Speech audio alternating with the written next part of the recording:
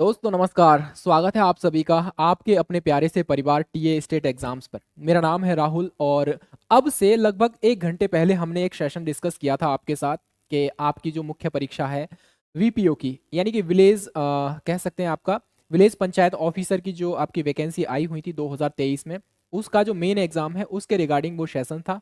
अगर आपने नहीं देखा है तो वो सेशन आप लोग जरूर देख लीजिए। अब एक बेसिक बेसिक इंफॉर्मेशन मैं आपको बता दूं कि ये जो वैकेंसी थी 2023 में लाई गई थी और 2022 का जो पैट था उस पर आधारित थी। अब 2022 के पैट के अकॉर्डिंग इस वैकेंसी के लिए जो मुख्य परीक्षा होनी है वो शॉर्ट लिस्ट किए गए हैं कैंडिडेट्स। लगभग 65,000 के आसपास आपके कैंडिडेट जो हैं शॉर्ट लिस्ट किया गया है इस परीक्षा के लिए, मुख्य परीक्षा के लिए। तो अब आपके पास मुख्य परीक्षा आप कब होनी है? 27 अप्रैल को ये मुख्य परीक्षा होनी है। लगभग कहा जाए तो मोटा मोटा देखा जाए तो 2 महीने का समय आपके पास बचा है अभी प्रेजेंट में। और ये 2 महीने में आप अगर सिलेबस के अकॉर्डिंग अपनी तैयारी को जारी रखते हैं तो डेफिनेटली आप एक पोस्ट यहाँ पर जरूर ले जाओगे। ठीक है, तो हम इस छोटे सेशन के माध्यम से यही डिस्कस करेंगे कि आपको ऐसे कौन कौन से टॉपिक्स हैं आपके सिलेबस में जिनको आपको पढ़ना है इन 2 महीने में, ताकि आप बेहतर स्कोर कर पाए। ऑफिशियल सिलेबस है, हमने अपनी मर्जी से कुछ नहीं लिया है इसमें। ठीक है, अगर आप टीए स्टेट एग्जाम्स पर पहली बार आए हो तो चैनल को जरूर सब्सक्राइब कर लेना इसी तरह की और भी अपडेट्स पाने के लिए। ठीक है, चलिए स्टार्ट करते हैं। यहाँ पर हम लोग डिस्कस करेंगे। सबसे पहले तो ये जान लीजिए भाई, आपकी परीक्षा जो होनी है 27 अप्रैल को होनी है।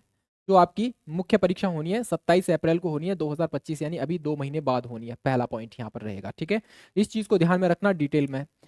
चलिए, ये आपका ऑफिशियल नोटिस है और यहाँ पर देखोगे तो इसके बाद यहाँ और देखोगे इस तरीके से ये आपका मोटा मोटा सिलेबस रहेगा। बट उस पर सिलेबस पर पहुंचने से पहले ये चीज जान लीजिए, यहाँ पर पाठ्यक्रम के बारे में हम लोग चर्चा करने वाले हैं। यहाँ पर लिखित परीक्षा एक पाली की होगी, पहला पॉइंट। दूसरा पॉइंट, जिसमें कुल 100 प्रश्न होंगे, दूसरा पॉइंट। यानी एक ही पाली में आपकी परीक्षा होगी। ये मतलब क्या है? नॉर्मलाइजेशन का कोई चांस नहीं रहेगा, सिंगल पाली में आपकी परीक्षा होने वाली है। समय अवधि 2 घंटे की रहेगी, ये भी आपको पता होगा। ठीक है, एक पाली में 100 आप देखोगे 100 क्वेश्चन होंगे और 2 घंटे का समय मिलेगा। परीक्षा के प्रश्न वस्तुनिष्ठ होंगे, यानी ऑब्जेक्टिव टाइप प्रश्न होंगे। 4 ऑप्शंस होंगे, एक ऑप्शन को आप जो है सही करोगे अपने हिसाब से, जो भी आपको उचित लगता हो। प्रत्येक प्रश्न का अंक 1 अंक का होगा और लिखित परीक्षा के लिए नेगेटिव मार्किंग भी यहां पर रखी गई है। और याद रखेंगे यहां पर नेगेटिव मार्किंग रहेगी 1/4 कह लो या फिर 25% कह लो।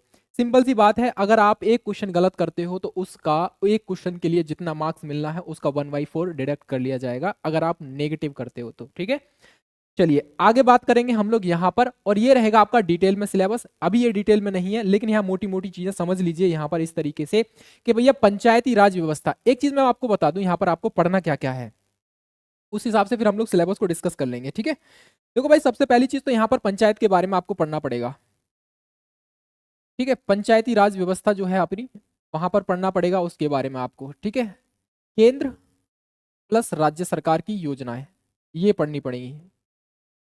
राज्य सरकार की जो योजनाएं रहती हैं उनको पढ़ना पड़ेगा। योजनाएं।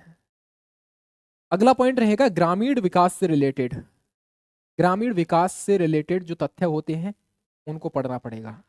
उसके बाद आपको कंप्यूटर पढ़ना पड़ेगा, यानी कंप्यूटर आपको आना चाहिए, उसको फंक्शन करना आना चाहिए। बेसिक बेसिक चीजें आपको पता होनी चाहिए वहां पर। अब देख लीजिए यहाँ पर क्या क्या पॉइंट्स हैं जो आपको विशेष रूप से फोकस करना है। यहाँ पर बात कर रहे हैं हम लोग भाग नंबर 1 में। पहला पॉइंट है पंचायती राज व्यवस्था का इतिहास क्या है, उसके संबंध में संवैधानिक उपबंध क्या है। मतलब क्या है यहाँ पर कि पंचायती राज व्यवस्था क्या संविधान में उल्लेखित है, अगर नहीं है तो क्यों नहीं है, और है तो कब की गई थी संविधान से संबंधित।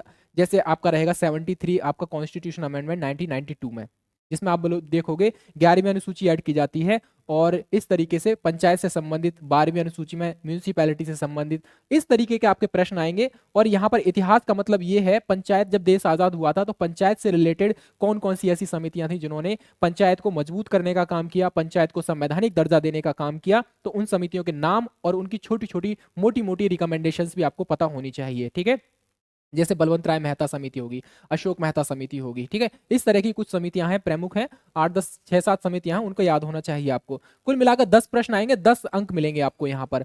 पंचायत का वर्तमान स्वरूप क्या है उत्तर प्रदेश में? देखो भाई, 1957 में आपकी लाई जाती है बलवंत राय मेहता समिति, उसने त्रिस्तरीय पंचायत की बात की थी। ग्राम लेवल पर ग्राम पंचायत, ब्लॉक लेवल पर ब्लॉक पंचायत और कह सकते हैं डिस्ट्रिक्ट लेवल पर आपकी जिला परिषद होनी चाहिए। तो उस तरीके से इनका वर्तमान स्वरूप भी आपको पता होना चाहिए। यहाँ से 10 प्रश्न आएंगे, 10 नंबर के होंगे। पंचायतों के वित्तीय स्रोत क्या है, यानी कि पंचायत आप उनके पास कह सकते हैं पैसा कहाँ से आता है पंचायत को फंक्शन करने के लिए, तो यहाँ से भी आपको 10 प्रश्न देखने को मिलेंगे। पंचायती राज व्यवस्था का सशक्त कराने के उपाय क्या क्या है, उपाय से संबंधित आप फिर से वही समितियों का यहाँ पर एग्जाम्पल ले सकते हो। 5 प्रश्न आएंगे और 5 नंबर के रहेंगे। ग्रामीण विकास की योजनाएं स्पेशली उत्तर प्रदेश के परिप्रेक्ष्य में, यानी ग्रामीण विकास को सशक्त करने के लिए उत्तर प्रदेश के सरकार के द्वारा या केंद्र सरकार के द्वारा जितनी भी योजनाएं चलाई जा रही हैं उन सभी का आपको नाम पता होना चाहिए, ईयर पता होना चाहिए, कब उसको लॉन्च किया गया था, अगर डेडलाइन है उसकी योजना की तो वो भी आपको पता होना चाहिए, और क्या क्या उस योजना के अंदर प्रोविजन है, कौन कौन उस योजना का लाभ लेने के लिए योग्य है।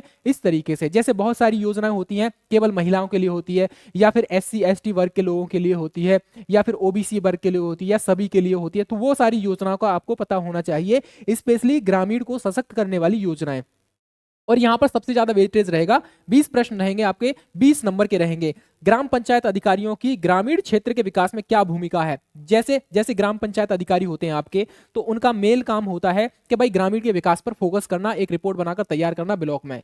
मतलब क्या है, जैसे केंद्र सरकार की कोई योजना आ गई तो उसको हर व्यक्ति तक, जिसको जरूरत है उस व्यक्ति तक उसकी पहुंच कह सकते हैं पहुंच बनाना उस योजना तक, और उस तरीके से काम करवाना। ठीक है, जैसे ग्राम प्रधान होता है तो वो विलेज डेवलपमेंट ऑफिसर की कह सकते हैं देख रेख में ही अपना काम करता है। तो यहाँ पर देखोगे आप लोग 10 प्रश्न रहेंगे और 10 नंबर के रहेंगे। उसके बाद कंप्यूटर से अकेले देखोगे भाग 2 दे रखा है, यहाँ पर 15 प्रश्न रहेंगे, यहाँ पर 15 नंबर के रहेंगे। टोटल आपका 120 मिनट का समय मिलेगा, यानी कि कहा जाए तो मोटा मोटा 2 घंटे का समय मिल रहा है, और आपके 100 क्वेश्चंस रहेंगे, यहाँ पर 100 क्वेश्चंस रहेंगे। अब ये जो सिलेबस है ना आपका, ये डिटेल में भी प्रोवाइड कराया गया है इनके द्वारा। अब डिटेल में प्रोवाइड यहाँ पर कैसे कराया गया है, यहाँ पर देख लीजिए। अच्छा, यहाँ पर एक चीज देखिए, अभी यहाँ पर टोटल बन रहे हैं कितने, एक सेकेंड, 10 10 20 30 और 25 कितने हो गए, 55 और 55 60 70 हो गए, ठीक है, 80 हो गए, ठीक है। हाँ जी, 10 10 20 और 30, ओके, 30 50 55 और 10 कितने होते हैं भाई, 65 और 65 और 10 80 हो गए। उसके बाद आप देखोगे 20 क्वेश्चन यहाँ रहेंगे उत्तर प्रदेश सामान्य ज्ञान से रिलेटेड, यानी UPG के भी यहाँ पर आपसे पूछा जाएगा। ठीक है, यहाँ पर आपसे UPG के पूछा जाएगा। इस तरीके से आपके 100 क्वेश्चंस रहेंगे, 100 मार्क्स के रहेंगे। और उसके बाद आप देखोगे आप देखो 25% की आपको नेगेटिव मार्किंग रहेगी। अब ये जो चीज दे रखी है ना, ये वही टॉपिक्स दे रखे हैं यहाँ पर। जैसे ये आपका रहेगा पंचायती राज व्यवस्था इतिहास और उसके संबंध में संवैधानिक उपबंध, और यहाँ क्या दे रखा है, पंचायती राज व्यवस्था इतिहास तथा उसके संबंध में संवैधानिक उपबंध। अब उसको इन्होंने डिटेल में डिफाइन कर दिया है। इतना बढ़िया सिलेबस कोई नहीं देता है, याद रखिए। आपको एक एक पॉइंट आपको डिफाइन कर किया गया है सिलेबस के अंदर कि आपको ये चीजें पढ़नी है, सब कुछ आपके सामने है। वरना आप देखोगे किसी और आयोग का सिलेबस होता है ना, तो उसमें ये सीधा सीधा बोल दिया जाता है कि हाँ उसमें हिस्ट्री है, उसमें पॉलिटी है, उसमें ज्योग्राफी है, उसमें आप देखो ग्राम पंचायत है, उस तरीके से सारी चीजें आपसे पूछ ली जाती हैं। बट यहाँ पर आपके लिए सारी चीजें बिल्कुल क्लियर की गई हैं। मतलब आपको सिंपल सी बात ये बता दी गई है कि आपको पढ़ना क्या है, छोड़ना क्या है, सारी चीजें आपने क्लियर कर रखा है आपने सिलेबस में। तो सबसे पहली चीज देखोगे यहाँ पर ग्राम पंचायत व्यवस्था का इतिहास तथा उसके संबंध में संवैधानिक क्या क्या उपबंध रहे हैं, ये सारी चीजें आपको पढ़नी पड़ेगी। और उसके अंदर भी आप देखोगे सबसे मेन चीज जो ट्रेडिशनल पंचायत रही है उसके बारे में देखोगे यहाँ पर, फिर ब्रिटिश कालीन पंचायत व्यवस्था रही है उसके बारे में देखोगे। उस तरीके से सारे पॉइंट्स को आप लोग कवर करने का प्रयास करोगे यहाँ पर, ठीक है। यहाँ पर आप देखो उत्तर प्रदेश पंचायती राज अधिनियम कब लाया गया था, पंचायती राज व्यवस्था का संवैधानिक आधार क्या है, उत्तर प्रदेश राज्य में पंचायती राज व्यवस्था के संबंध में संवैधानिक उपबंध क्या क्या है, और उससे रिलेटेड महत्वपूर्ण संविधान में क्या क्या संशोधन रहे हैं, ये भी पूछ लिया गया है। मतलब सीधा सीधा सिंपल सी बात है, सवाल बनेगा यहाँ से 10 प्रश्न आएंगे, 10 के 10 बहुत ज्यादा महत्वपूर्ण है, ठीक है। यहाँ से बनेंगे आपके 10 प्रश्न, और ये इतना इजी सिलेबस है, आप यकीन मानिए 20 से 25 दिन मैक्स टू मैक्स, एक महीने में आप इसको घोट के पी जाओगे। हालांकि कट ऑफ तो जाएगी इसकी, ठीक ठाक जाएगी। इस तरीके से अगर सिलेबस डिफाइन करोगे तो बच्चे के पास बचा क्या छोड़ने के लिए, कुछ नहीं बचा है, सब कुछ आपने डिफाइन कर दिया है, ये पॉइंट है, ये पढ़ना है। डेफिनेटली यहाँ की कट ऑफ हाई फाई जाएगी भी, और आप जो है तैयारी कर लो। ये सारे टॉपिक हैं, और इसके अलावा यहाँ से कुछ बाहर पूछेगा भी नहीं। पंचायतों का वर्तमान स्वरूप क्या है, उत्तर प्रदेश राज्य में पंचायत संस्थानों के संबंध में विधि प्राविधान स्वरूप क्या है, शक्तियां क्या है, पंचायत में निर्वाचन और आरक्षण की क्या व्यवस्था की गई है, राज्य निर्वाचन आयोग क्या होता है, पंचायत निर्वाचन में भूमिका क्या रहती है, ये सारे पॉइंट्स आपको करने पड़ेंगे। सीधा सीधा सिंपल से बात क्या है भाई, 11वीं अनुसूची आपको अच्छे से कवर करनी पड़ेगी। कौन कौन से ऐसे विषय हैं जो 11वीं अनुसूची में जो कह सकते हैं राज्य सूची के अंतर्गत आते हैं, ये भी आपको पढ़ना पड़ेगा। यहाँ पर पंचायत से संबंधित है, पंचायतों के वित्तीय सोर्स क्या है, यानी फाइनेंशियल सोर्सेस क्या क्या रहेंगे आपके पंचायती राज व्यवस्था के। भाई पंचायत को फंक्शन करने के लिए उसको भी फाइनेंस की जरूरत पड़ती है, सिंपल सी बात है। और उसको कह सकते हैं फाइनेंस करने के लिए कौन कौन से ऐसे सोर्स हैं यहाँ पर देखना पड़ेगा, ठीक है। पंचायत स्तर पर संग्रहित किए जाने वाले टैक्स हैं, उपकर हैं, और आपके आय के अन्य स्रोत क्या हैं, राज्य के द्वारा क्या क्या उनको व्यवस्थाएं दी जाती हैं, वो सारी चीजें आपको पढ़नी पड़ेंगी।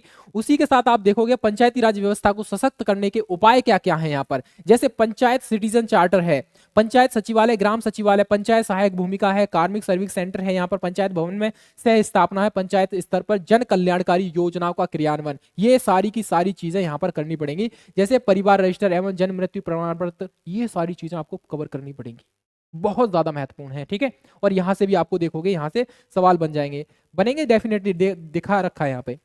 ग्रामीण विकास योजनाएं कार्यक्रम से रिलेटेड, यहां पर देखोगे ग्रामीण स्वराज अभियान क्या है इसके बारे में। देखो भाई इससे अच्छा सिलेबस आपको नहीं मिलेगा भाई, प्लीज देखो। अब यहाँ पर योजनाओं का नाम भी दे रखा है, ग्रामीण विकास और स्वराज अभियान क्या है इसके बारे में पढ़ना है आपको, स्वच्छ भारत मिशन क्या है इसके बारे में पढ़ना है, ग्रामीण पेयजल योजना क्या है, फेज 1 और फेज 2 कब से कब हुआ था, कब लागू किया गया था, कब से कब तक रहा फेज 1, फिर 2 कब से कब तक रहा, यानी ईयर और डेट भी आपको पता होने चाहिए। ग्रामीण स्वास्थ्य योजनाएं कौन कौन सी चलाई जा रही हैं उनके बारे में पता होना चाहिए। भारत सरकार पंचायती राज विभाग क्या है और कौन इसमें कह सकते हैं इसका अध्यक्ष वगैरह कौन है, ये सब पता हो। उत्तर प्रदेश सरकार के अन्य विभागों के द्वारा ग्रामीण क्षेत्रों में कह सकते हैं संचालित अन्य योजनाएं कौन कौन सी हैं, यानी यूपी सरकार के द्वारा जो कह सकते हैं ग्रामीण गांव को सशक्त करने के लिए जो योजना चलाई जा रही है वो भी आपको पता होना चाहिए।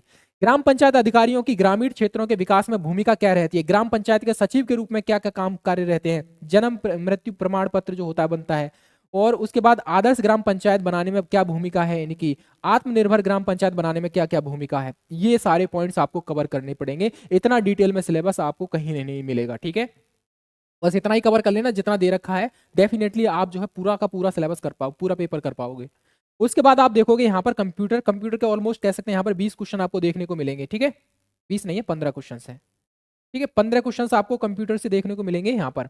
अब कंप्यूटर में क्या है यहाँ पर, देखो भाई इंफॉर्मेशन टेक्नोलॉजी का इंट्रोडक्शन होना चाहिए आपको, हार्डवेयर क्या होता है, सॉफ्टवेयर क्या होता है, ऑपरेटिंग सिस्टम क्या होता है, spreadsheet, email, social networking, e governance क्या होता है, डिजिटल वित्तीय उपकरण और अनुप्रयोग, इंटरनेट। कोई एक बुक ले लेना, आप कह सकते हैं छोटी सी बुक लेना, 50-60 पेज की कोई बुक होगी, मार्केट में मिल जाएंगी, जिसमें आपका पूरा का पूरा कंप्यूटर कवर हो जाएगा वहां पर, ठीक है। कोई भी एक बुक ले लेना बढ़िया सी ऑथेंटिक, जिसमें गलतियां कम हो, आपका कह सकते हैं 15 क्वेश्चन यहां से कवर हो जाएंगे, ठीक है। चलिए, भविष्य के कौशल, साइबर सिक्योरिटी क्या होता है, साइबर सुरक्षा क्या है, वर्ड प्रोसेसिंग के तत्व क्या है, कंप्यूटर सूचना प्रौद्योगिकी, ये सारी चीजें आपको डेफिनेटली कवर कर लोगे आराम से। उसके बाद आते हैं हम लोग उत्तर प्रदेश, यहां से आपसे 20 प्रश्न पूछेगा भाई कंप्यूटर का और यूपी स्पेशल का, यहां से सीधा सीधा आपसे 25 क्वेश्चन बन रहे हैं, सॉरी 35 प्रश्न बन रहे हैं।